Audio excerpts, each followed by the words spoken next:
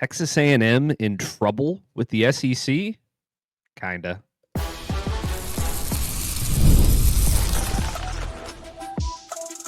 You are Locked On Aggies, your daily podcast on the Texas A&M Aggies, part of the Locked On Podcast Network, your team every day.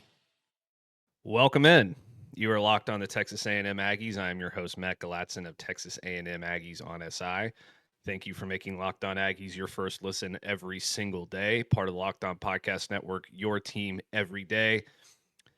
Today's episode is brought to you by Game Time. Download the Game Time app, create an account, and use code LOCKEDONCollege for $20 off your first purchase. I am joined today, as always on Wednesdays, by my guy, Harrison Reno. We are going to talk about Texas A&M being kind of in trouble with the SEC for something that we'll give our thoughts on. It's kind of stupid. We'll give you some LSU previews, some players to watch in that game, big matchup in Baton Rouge this weekend, and then, of course, at the end of the show, our picks of the week, where Harrison can push his Vanderbilt narrative. But let's start, Harrison, with the Aggies getting fined by the SEC for Tyreek Chappell seemingly taking a dive in the fourth quarter against Arkansas. It was about 12 minutes and 40 seconds or something like that remaining in the fourth quarter of that football game. Arkansas was driving and getting into Texas A&M territory. And Tyreek, he took a dive. And the ball was spotted by the officials, which is a bit of a violation of the new injury rules that were put in place by the SEC before the start of the season, thanks in large part to Lane Kiffin of Ole Miss abusing that rule last season. And as a result, the Aggies were fined $50,000 by the SEC for a clear attempt to gain an unmerited advantage in that football game. Shortly after the fine was applied, Texas A&M coach Mike Elko released an official statement responding to it. And he said, "We respect the SEC's decision and understand the importance of upholding the integrity of the game. While we accept the ruling, we do not agree with the decision and want to be clear that we never coach or instruct our players to feign injury." Texas A&M football remains firmly committed to the highest standards of sportsmanship, competitiveness, and integrity. We will use this as an opportunity to review our processes and ensure we continue to represent our great university and the SEC with class and accountability. This is kind of dumb, isn't it, Harrison? It is dumb, but look, because your man Lane Kiffin like to abuse the rule, I get why it's in place. They've needed it in place for years. And maybe not just the SEC, but all college football. I can't tell you how many times you see a team get rolling in the fourth quarter and you start going up tempo and they start moving the ball really good, like getting to an important part of the game. And then your defensive lineman decides, hey, right before the snap, I'm going to go down and fake a cramp. Like, it's needed, very much so. They needed something because it was a way of stopping momentum and giving teams an extra timeout when they shouldn't have gotten an extra timeout. So, like, I understand the rule. But, yeah, I do agree in the sentiment of it is kind of stupid and sounds silly on the surface of things that there's a $50,000 fine sent out because of this. I have not gone back and watched the actual footage, but from the reports of what they put out there, it was the SEC went back and watched the footage and saw a A&M staffer signaling to the ground, pointing at the ground to tell Chappell to go down, or for what we thought was your go down signal like we've seen in the past. So I get that. Like, if you're going to do it, maybe not make it that obvious. If you're going to cheat, cover it up. But as Michigan did for a little bit. But yeah, Matt, I mean, I like the rule. I think it's needed. Now, compared to some other rules that need to be changed, it's not really that high pressing of a priority. I would love to see the targeting rule. I love to see the some goal line technology to be upgraded so we can know where the heck we're spotting the ball in one-score games. But I think it's a needed rule. But yes, on the surface of things, it is kind of stupid. Well, here's why I think it could be stupid. You can go back and you can watch the film And I tried to go back and watch the all 22 that I have access to, and they it's clipped up, so they don't really show in between plays. So it's really hard to see what happened. I haven't found another video of it. Honestly, I haven't looked that hard. But here's my view on it. It wasn't like they were doing it a ton. It's like it happened once. It didn't happen multiple times in the game, and it just as easily could have been a situation where Chappell is getting a cramp, or Chappell turned his ankle, or Chappell, got dinged on the leg and needed a play off and was trying to tough it out. He was limping, and the coach said, no, we need somebody 100% in this play. You need to come out of the game, so you need to get down so we can get you out. It very easily, and granted, that's, it could have been the other way around. I'm not saying that A&M's completely void of blame here. Maybe it was what they're saying it was, but it very easily could have been the other thing too. So to fine the school $50,000 without doing, an extensive investigation, maybe interviewing some people at Texas A&M, finding out their side of the story, which doesn't sound like they did. It sounds like they just kind of went back and watched the video of it and just made their decision based off that. $50,000 seems kind of steep and kind of stupid. This rule is meant to prevent the abuse of that tactic. And I think doing it once in the fourth quarter of a game where your defense was being run up and down the field by this Arkansas offense, and it was a physical game as well, it seems kind of unlikely, to me at least, that Texas A&M tried to abuse the rules in this situation, and now they're getting punished for something that is very ticky-tacky in my opinion. I think where you'll see the approval of the rule change come into effect is when and if they actually do go through with the threat of, if it happens, I think 2 or 3 times, they said you could actually, the head coach could be suspended for it. Because I think the next fine up to $100,000 or $50,000 for your second offense. But at some point, they can suspend the head coach for it. And if that ever comes to fruition, I think that's where you see the people start getting upset about it. But I mean, it's interesting, Matt, because when we talk about the targeting rule and the need for it maybe not to be a tiered system, and you start going into, well, are we, demeaning the importance of head injuries, or are we making it too acceptable to have those hits? It's like, okay, how are we going to tell somebody that he's not hurt, that he's faking an injury in this game? Like, everybody has bumps and bruises. So it's kind of a double-edged sword here in terms of, yes, we want to impact, we want to keep the integrity of the game and the fairness of the game here, but at the same time, we want to be careful in terms of where we draw the line in terms of how we officiate this game.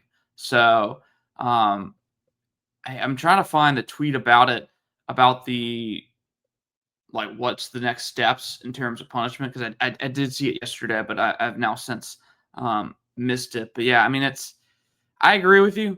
It's kind of silly, but at the same time, at some points, enough's enough. Yeah, I mean, Texas A&M was up by 2 scores when this happened. So yeah, there's really no big competitive. And I just went back and watched the clip. It really wasn't that late in the process that he went down. Yeah. Well, I'm not going to play the clip because last time I played a clip on air on the YouTube stream, it got demonetized. So we're not going to do that again. But go find the clip for yourself, make the judgment for yourself, and then come back in the comments and tell us whether you think we're right or wrong on this and who you agree with. But let's change gears, Harrison. We're going to take our first break. When we come back, we are going to talk about some LSU players to keep an eye on in this football game for Texas A&M, because this is a tricky matchup. They haven't won in Death Valley in how long?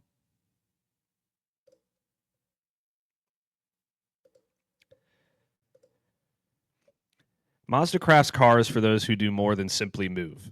Mazda delivers confidence with every ride, with more IIHS Top Safety Pick Plus awards than anyone else as of August 2025.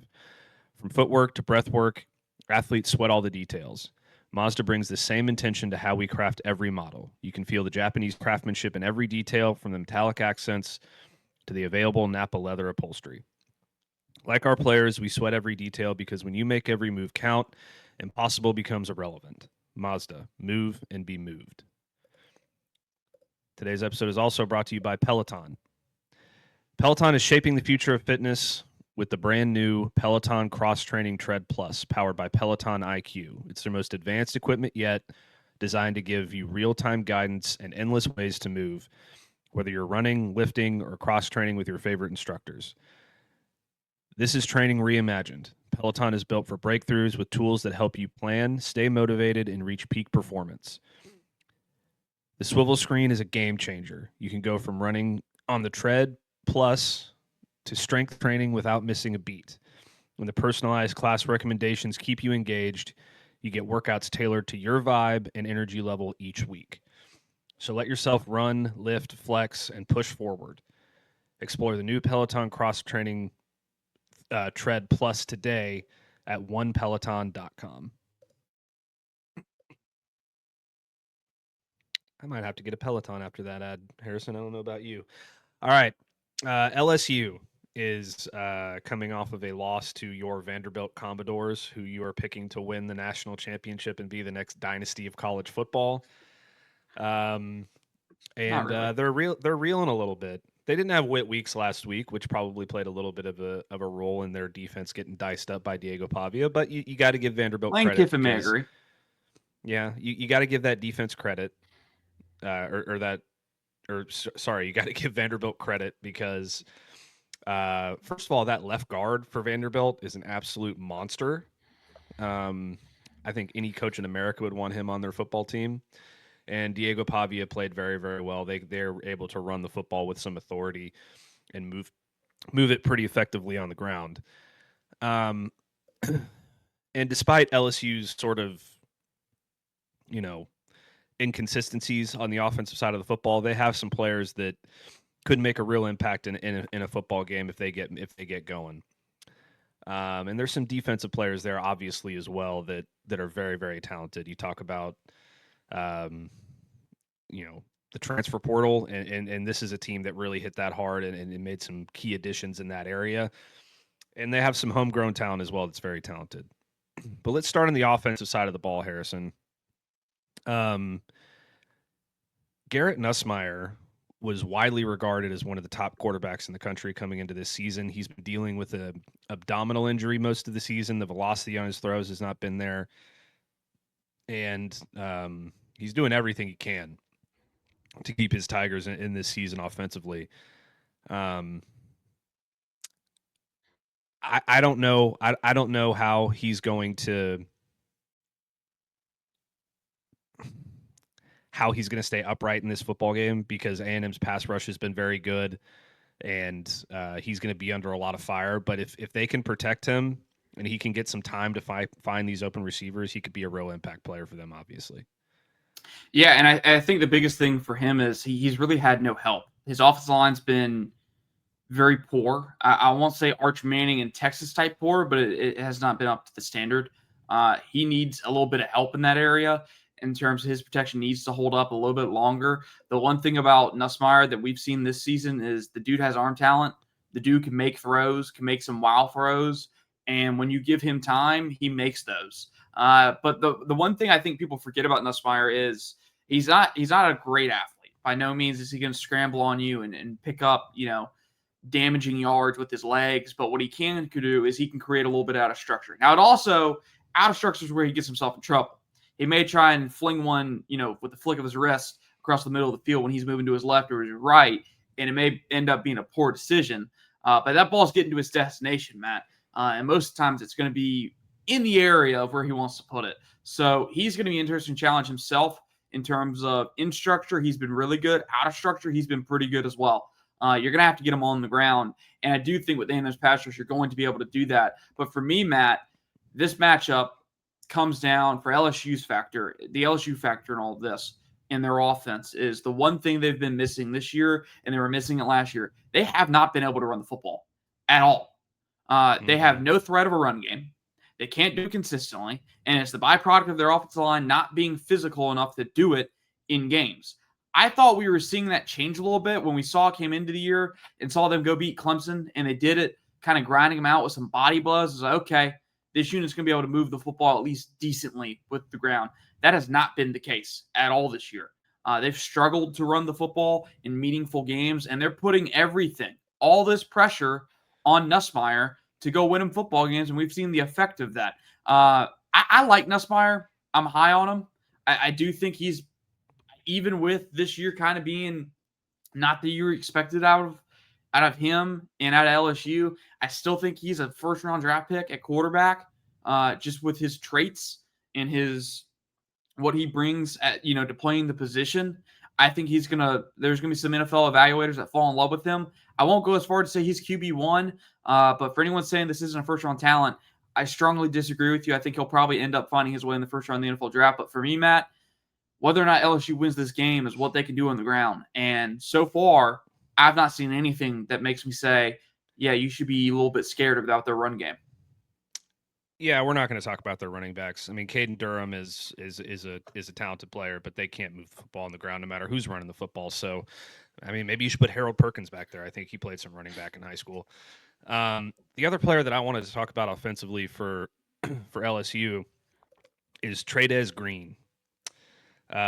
This is a guy that came back from an MCL injury, and since he's been back in the last 3 games, he has 15 catches for 210 yards and 3 touchdowns. He's found the end zone in every game. He missed the opener against Clemson,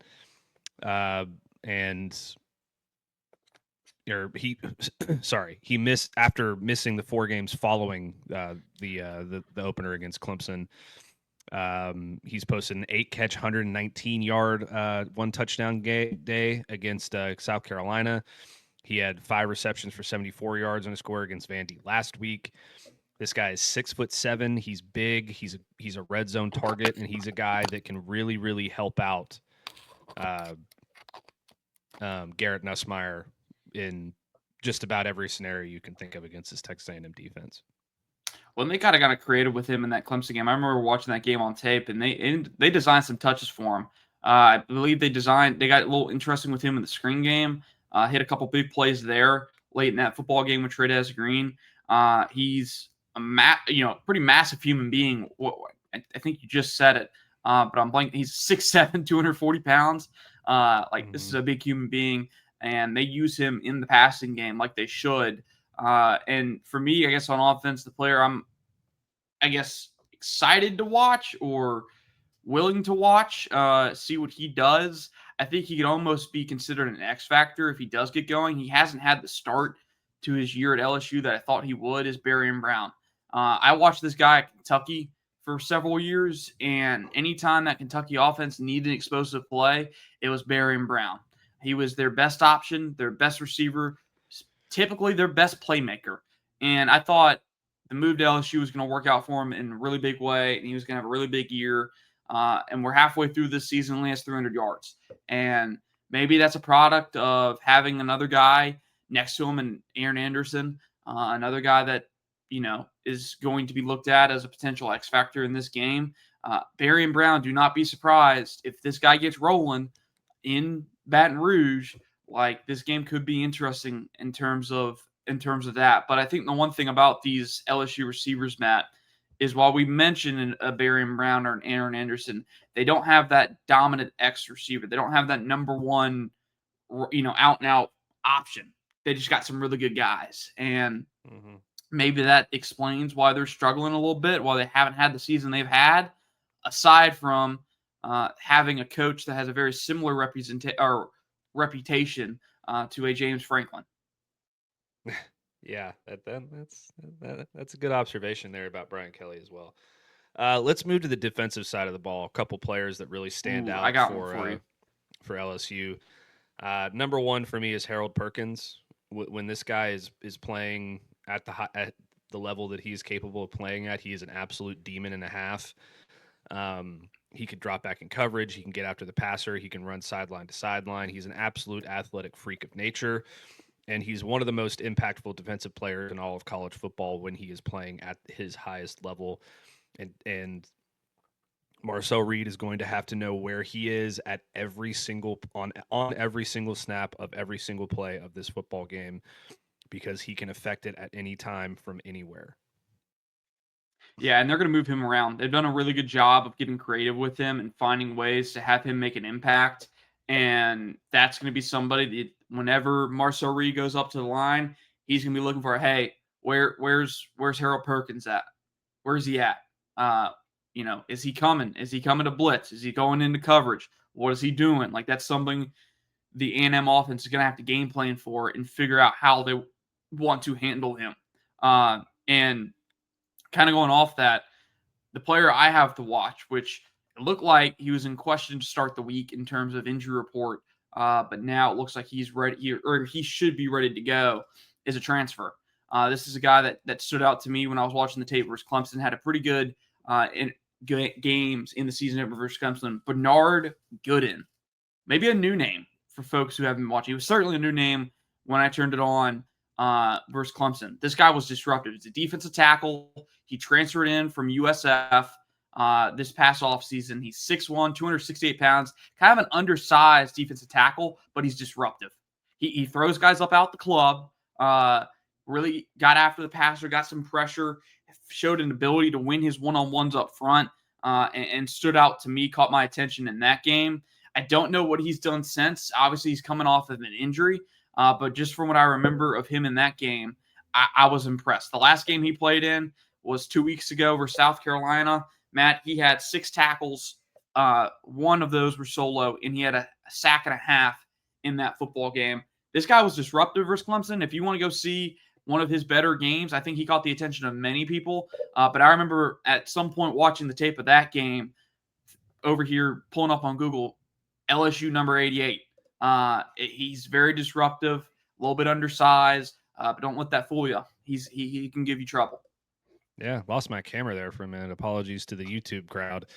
That guy can make a major impact for LSU for sure.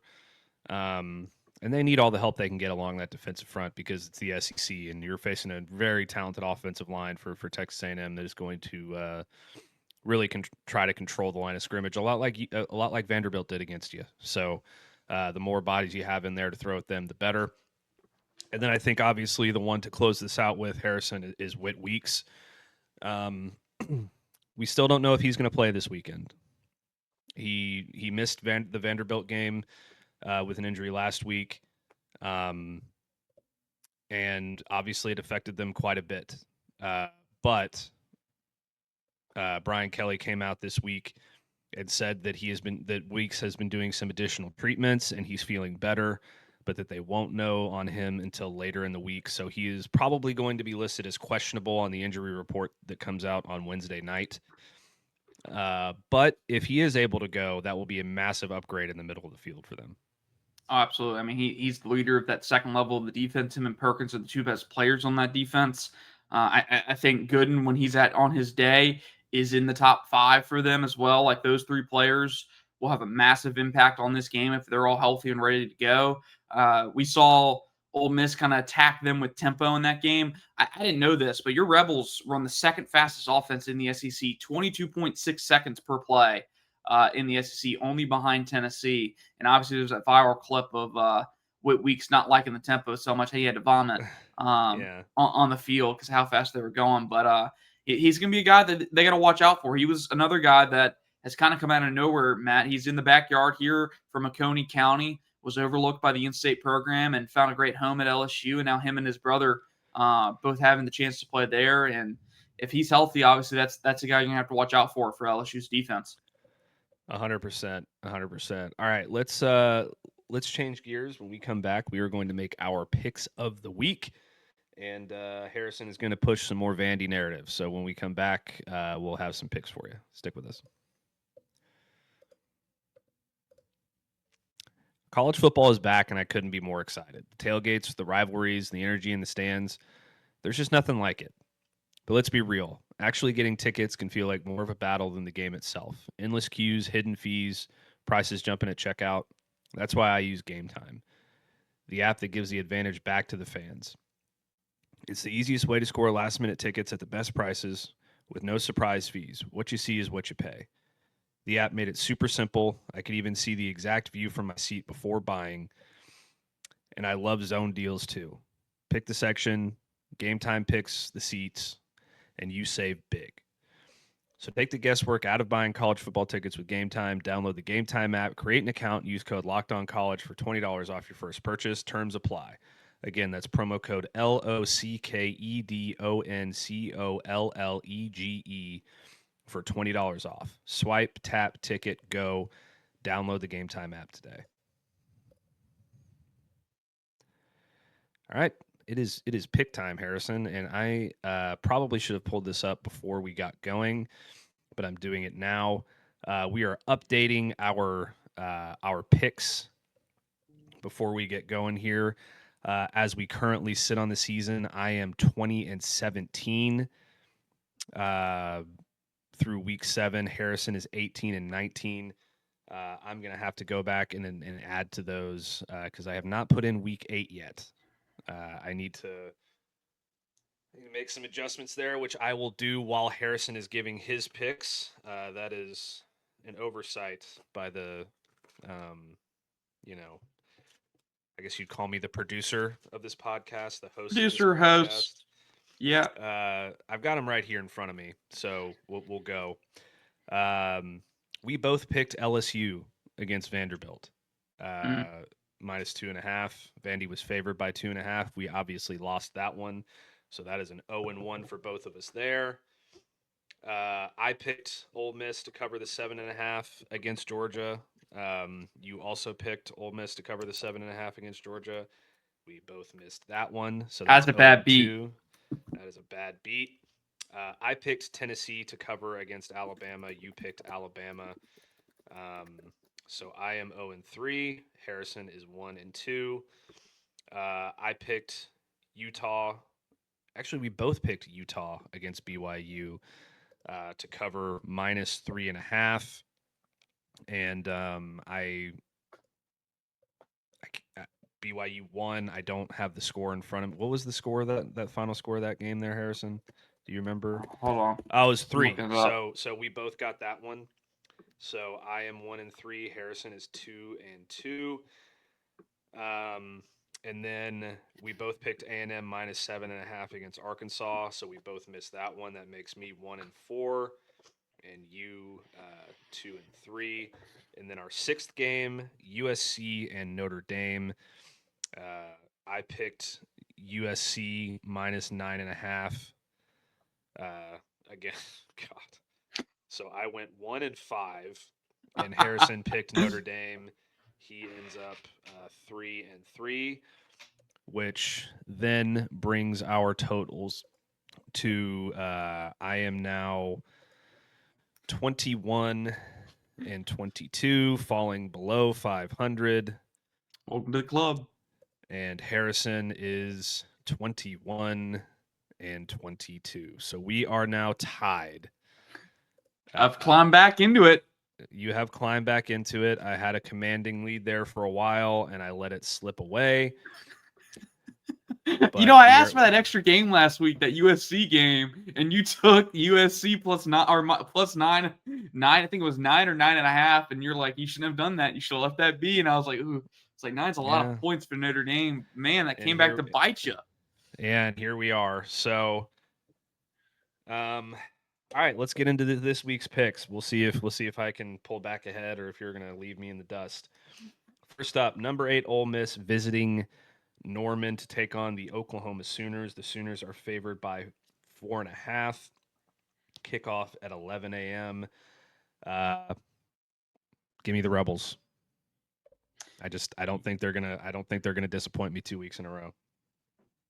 It's hard because the narrative of Lane Kiffin's offense doesn't travel is now kind of out the window after the last week.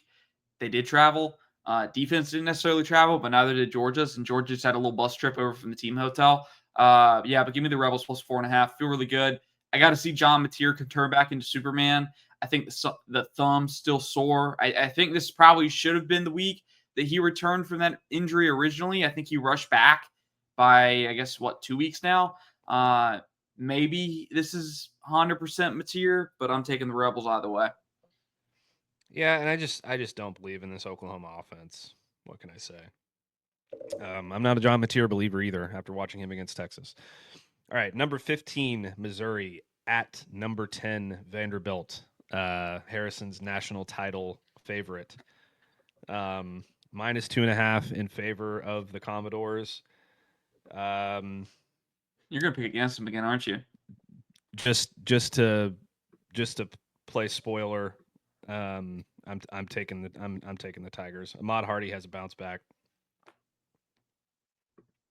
All right. Well, your funeral, my party. I'm taking the Commodores minus 2.5 on the road. I mean, Matt, I told you 10-2 Vandy is not that wild, and now we're looking at this weekend being the final. They have 2 tough games back to back.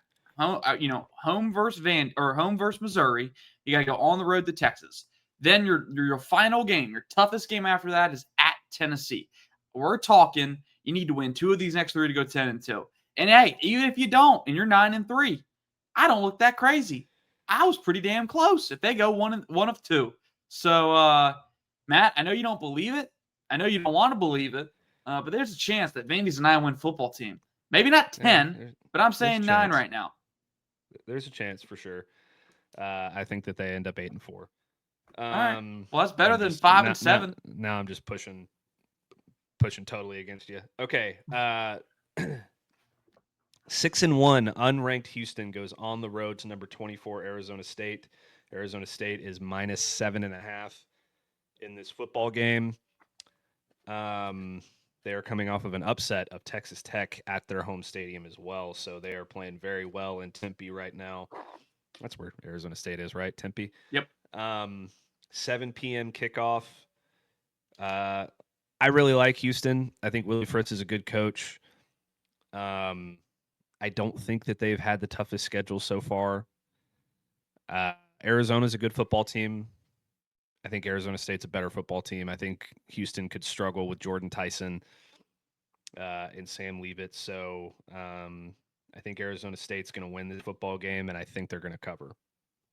Arizona State's been an interesting football team. They've been a little bit worse than I thought they were. I thought they were going to be a clear Big 12 front runner, and while they're still in contention, they haven't been as dominant as I thought they would be, which makes me nervous about this game a little bit. But they are at home. I do like Kenny Dillingham, and right now it's job season a little bit. Coaching carousel's getting rolling. I think Kenny Dillingham's going to be a name that gets forgotten these coaching carousels. I think Kenny Dillingham might be coaching a higher tier P4 job by this time next year. Give me the Dillinghams, Arizona State minus 6.5. All right. Next game. Number 22 Texas goes on the road to Mississippi State. The Horns are favored by 6.5 after a dreadful showing against the Kentucky Wildcats. Smart money is don't pick Texas to cover any game that they play in this year. However, I am going to take them to cover this game because I'm an idiot.